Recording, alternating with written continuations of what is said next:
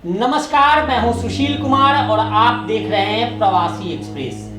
महाशिवरात्रि अर्थात शिव के आराधना का दिन महाशिवरात्रि है। आज जानेंगे, हमारे साथ काशी के ब्राह्मण मौजूद हैं, आचार्य मौजूद हैं और ये बताएंगे कि शिवरात्रि का महत्व क्या है और किस तरह से इस दिन पूजा अर्चना करनी चाहिए। आचार्य जी, आपका स्वागत है।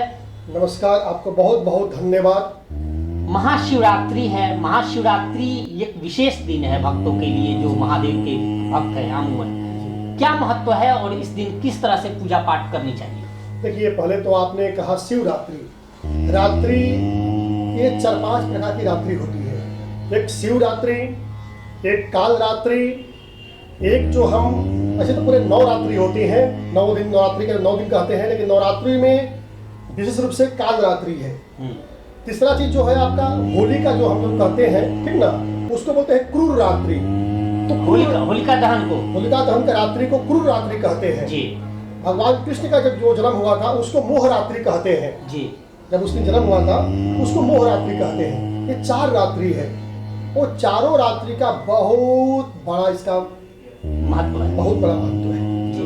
आज शिवरात्रि के दिन जो है, रात के दिन जितने भी लोग पूजा आराधना करते हैं, उसका कैसा भी मनोवांछित कामना हो वो जरूर पूरा होता है।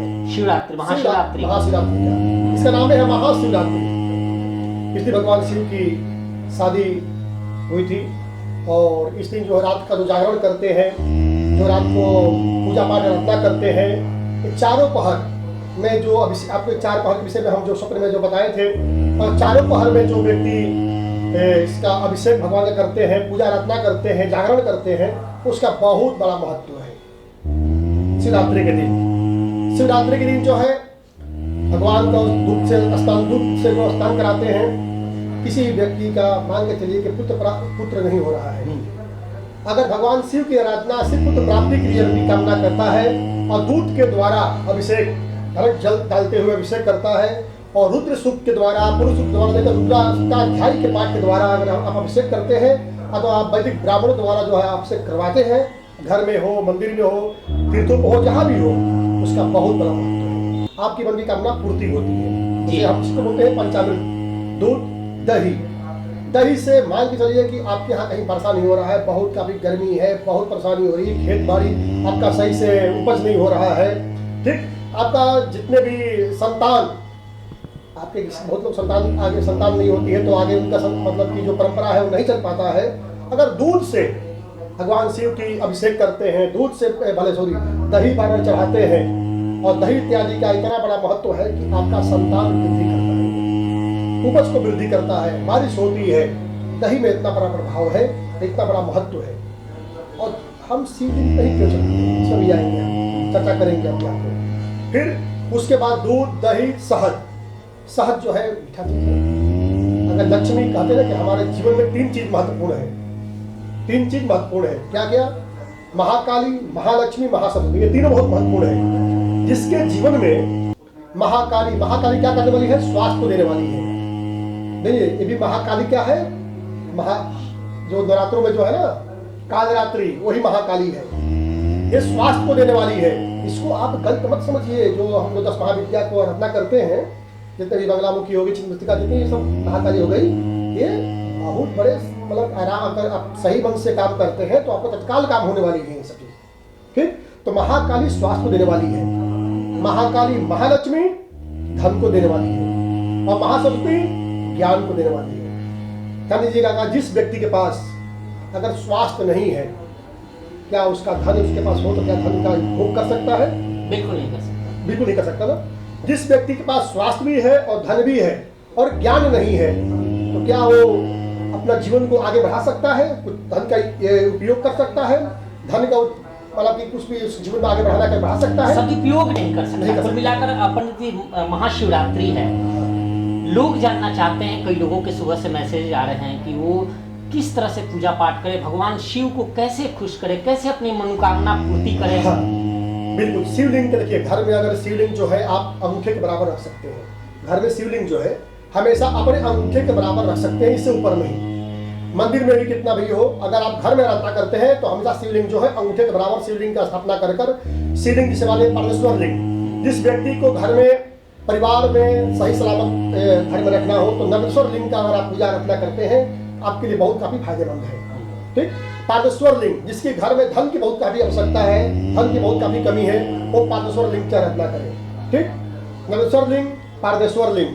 अगर मान लीजिए बहुत बड़ा कोई काम आपका रुकावट है, काम हो नहीं रहा है, तो मिट्टी का शिवलिंग बनाइए, ठीक ना, उससे आराधना करिए, उससे आपका कोई भी ऐसा कोई काम ना हो तो काम ना। पूजा पाठ कैसे करें, क्या क्या चढ़ाएं, क्या न चढ़ाएं? हाँ, पूजा पाठ आप बिल्कुल सही करें। पूजा पाठ कैसे करें? भगवान का अगर पूजा पाठ का हम कहते हैं जो दिनचर्या है, भगवान को स्नान ध्यान करके भगवान को स्नान कराना पंचामृत के द्वारा। अभी हम पंचामृत में चर्चा कर रहे थे, अभी दो चीज बताया ना जी, शहद दही दूध बताया था। हाँ, तो घी, फिर घी का स्नान कराने से जो कैसा भी व्यक्ति का क्षय रोग हो, कितना पुराना सा रोग हो, अगर घी से भगवान को स्नान इत्यादि हम कराते हैं और घी के द्वारा अभिषेक करते हैं तो कैसा ही पुरानी बीमारी हो आपका खत्म हो जाएगा। इतनी पावर है घी में, समझ जाइए। दूध, दही, शहद, घी, फिर शक्कर बोलते हैं, गन्ने का रस से बनता है। लक्ष्मी के लिए ऐसा भी आपके पुराना कहीं पैसा फंसा हुआ हो, ऐसा नहीं आ रहा है, आपके मतलब घर में जो है आपके जो संतान के प्रति जो है मतलब कि बिल्कुल आज तक मतलब कि वो उन्नति नहीं कर पाए, बढ़ नहीं पाए, तो शक्कर से के द्वारा चाहे गन्ने का रस के द्वारा अगर आप अभिषेक करते हैं, भगवान को स्नान कराते हैं, ये 500 चीज हो गया आपका, इससे काफी वृद्धि होगी। पंचामृत हो गया। अब बात पूजा पे, चूंकि शिवरात्रि महाशिवरात्रि है, क्या जो लोग जिनके अंदर मनोकामनाएं हैं, कई तरह की मनोकामनाएं आपने भी बताया, चाहे पुत्र प्राप्ति हो, धन का, स्वास्थ्य का हो, कई मनोकामनाएं हैं, उस पूर्ति के लिए महाशिवरात्रि है, किस तरह से पूजा अर्चना करें? क्या फास्ट रहना आवश्यक है, बिलपत्र चढ़ाना आवश्यक है, क्या क्या आवश्यक है, क्या करना चाहिए? हाँ, बिल्कुल सही पूछे आपने। भगवान को जो है जितने भी श्रृंगार होता है भगवान का, वो सारा श्रृंगार मतलब कि करनी चाहिए। ये श्रृंगार नहीं कि जो मतलब कि जो लेडी पुरुष चाहते वो श्रृंगार नहीं। भगवान शंकर का जो है आप स्नान कराने के बाद उनका वस्त्र जो धोती हो गया और वो वस्त्र हो गया गमछा, ये इत्यादि से भगवान को फिर जनेऊ पहनाइए। जनेऊ के बाद भगवान को तिलक लगाइए, भस्म लगाइए उनको, और ये सब स्वयं भी करना जरूरी है। क्या लीजिएगा, जो हम भगवान को श्रृंगार कर रहे हैं उसी प्रकार पहले अपने आप को श्रृंगार हो जाना चाहिए। भस्म इत्यादि से माला उला पूरा पहनकर फिर उसी प्रकार भगवान को श्रृंगार करनी है। स्नान कराकर, वस्त्र पहनाकर, उनको जो है तिलक इत्यादि भस्म लगाकर, माला पहनाकर जो है फिर उनको आप धूप दीप दिखाकर नैवेद्यम का भोग लगाइए। जितने प्रकार का आपके जितना शक्ति हो भगवान का भोग लगाइए, फल फूल मिष्ठान इत्यादि का प्रदान करिए, तांबुल दीजिए। उनके बाद फिर आप जो है लास्ट में जो है श्रीफल का अर्पण करिए। ये नहीं कि श्रीफल चढ़ाना है, अर्पण करना है। उसके बाद चढ़ाना और अर्पण करना, हाँ, शिवलिंग पर जो ऊपर जो चढ़ा देते हैं, कुछ लिंग ऐसे होते हैं उस लिंग का जो है हम लोग पान नहीं किया जाता, ठीक, तो उसको जो प्रसाद है ग्रहण नहीं करते हैं। अर्पण का दूसरा अर्पण करते हैं तो वो अर्पण को आप प्रसाद ग्रहण कर सकते हैं। और कुछ शिवलिंग ऐसे हैं जैसे नंदेश्वर लिंग है, पादेश्वर लिंग है, स्फटिक का लिंग है, ठीक ना, इन लिंगों का जो है आप प्रसाद ग्रहण कर सकते हैं, इसमें कोई दिक्कत नहीं है। चढ़ा हुआ भी प्रसाद ग्रहण कर सकते हैं और लिंगों का प्रसाद ग्रहण आप नहीं कर सकते। जी, एक सवाल यह है कि आजकल लोग भागम भाग का जीवन जीते हैं, समय नहीं निकाल पाते कि पूजा पाठ करें, ढंग से विधिवत करें, जैसा कि आपने बताया विधिवत तरीका बताया। जिन लोगों के पास समय कम, वो आराधना करना चाहते हो, वो क्या करें, कैसे? बिल्कुल, जिसके पास समय कम हो वो रात्रि काल में, दिन में समय होता नहीं है, ऑफिस का होता है, तो रात्रि काल में आप आराम से स्नान इत्यादि कर कर जो है, आपके घर में कुछ भी ना हो तो रुद्राक्ष का माला हो, अगर माला भी ना हो तो कर माला हो। यहाँ शुरू करें 1 2 3 4 5 6 7 8 9 10, इस द्वारा जो है फिर उसी में बाएं हाथ का आप गिनती कर लीजिए। इस तरह 10 बार करेंगे तो 100 हो जाएगा, और फिर 8 यहाँ से 1 2 3 4 5 6 7 8 108 हो गया। आप नहीं हो सकता है तो अपने ध्यान में, अपने अंतरात्मा से ऐसा सोचिए कि भगवान शंकर भगवान जो है हमारे सामने बैठे हुए हैं साक्षात, और जो है उनका परिवार भी है, पार्वती माता भी है, गणेश जी है, बिल्कुल ध्यान मग्न होते हुए ना आज 10 मिनट जो है अंतरात्मा में ध्यान बैठते हुए अपने मन ही मन में स्मरण करना है कि भगवान हमारे जो है पूरा परिवार उनका बैठा हुआ है, हम उनका मन ही मन में धूप दीप नैवेद्यम पूरा मन ही मन में प्रसाद भगवान को अर्पण कर रहे हैं। और फिर उसके पश्चात जो है उसी में ही 108 बार ओम नमः शिवाय का जप कर लीजिए। कुछ भी करने की अधिक आवश्यकता आपको नहीं पड़ेगी। टाइम टेबल को जरूरत नहीं पड़ेगी। ये जो है सूक्ष्म रूप से जो है आपके लिए बहुत काफी फायदेमंद है। बिल्कुल, ये महाशिवरात्रि के बारे में बता रहे थे आचार्य जी, जिन्होंने साफ तौर पे कहा कि जो लोग जिनके पास समय नहीं है, भाग के जीवन जीते हैं, वे लोग भी ऐसे करके भगवान शिव को खुश कर सकते हैं। आचार्य जी, जो लोग बेरोजगार हैं, जो लोग पुत्र प्राप्ति के लिए कर रहे हैं, कल जो महाशिवरात्रि का दिन है वो बेहद खास है, किस तरह से उनको क्या कुछ एक्स्ट्रा करना चाहिए, अगर कुछ करना चाह रहे हो हवन पूजन तो? देखिए, हाँ, एक चीज मैं जरूर बताऊंगा इसमें। कुछ चीज ऐसी होती है जो कि आपको नहीं चढ़ाना होता है। जैसे भगवान शिव को बेलपत्र बहुत काफी प्रिय होता है, ठीक। उसी प्रकार भगवान विष्णु भगवान को जो प्रिय होता है वो शंकर भगवान ग्रहण नहीं करते हैं। जैसे मान के चलिए कि बहुत लोग क्या करते हैं कि शंख सबसे अधिक प्रिय भगवान विष्णु भगवान का है, तो कभी भी शंख से जो जल है वो भगवान शिव पर अर्पण नहीं करना चाहिए जी, कभी भी नहीं। क्योंकि भगवान शंकर भगवान, क्योंकि शंख जो नावल जो दैत्य थे, उन्होंने भगवान विष्णु बहुत बड़ा भक्त था उसमें, तो भगवान शंकर ने उनका वध किए थे।